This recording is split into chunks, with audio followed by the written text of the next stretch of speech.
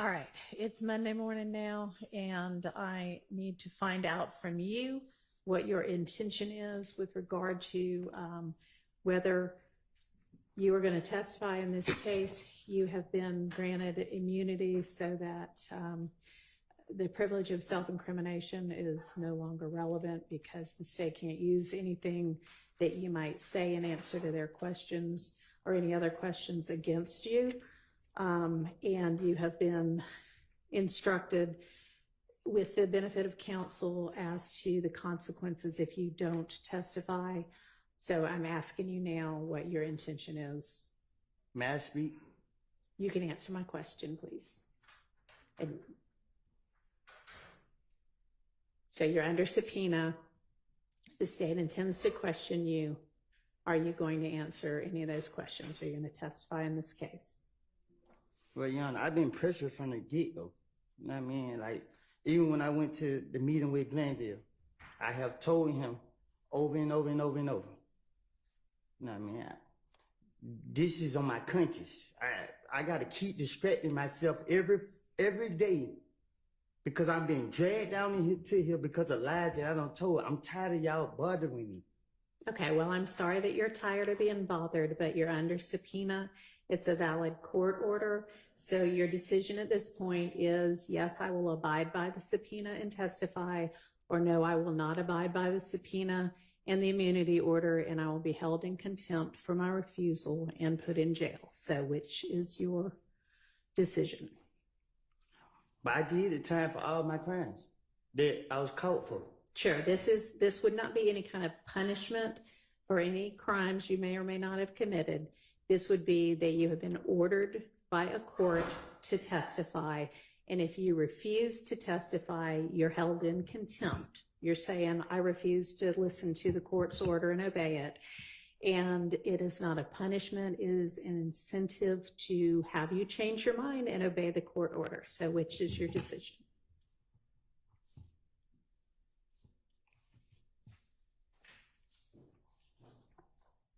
Can you explain it to me? So we talked about it. It's the same thing that Glanville doing to me?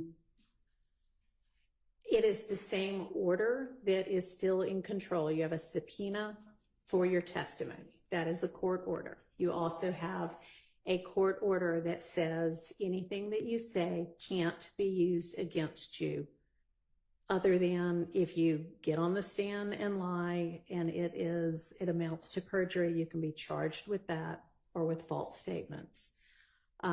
But if you refuse to testify altogether, when you're under a court order to do that, then that is considered contempt because you're saying, I don't care what the court has ordered, I'm not going to do it, and then you'll be put in jail through the end of this trial.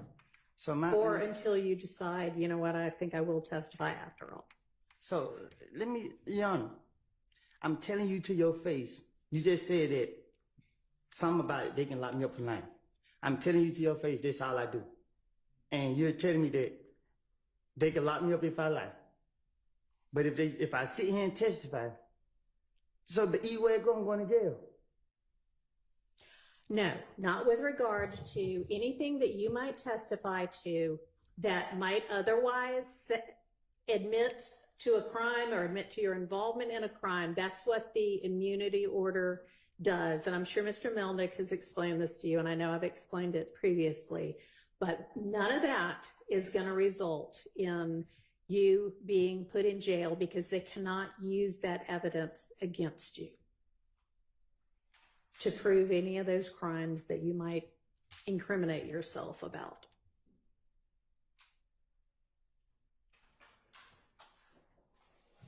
So are you going to testify or not?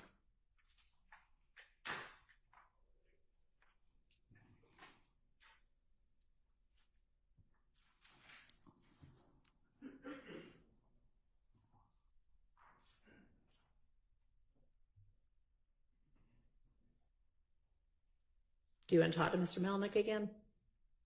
No? Okay.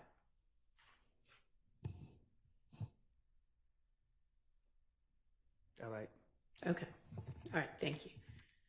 All right. So I'm going to have you step out for just a minute while we get the jury in. Mr. Melnick, if you could step out with him, please. Just so. Thank you.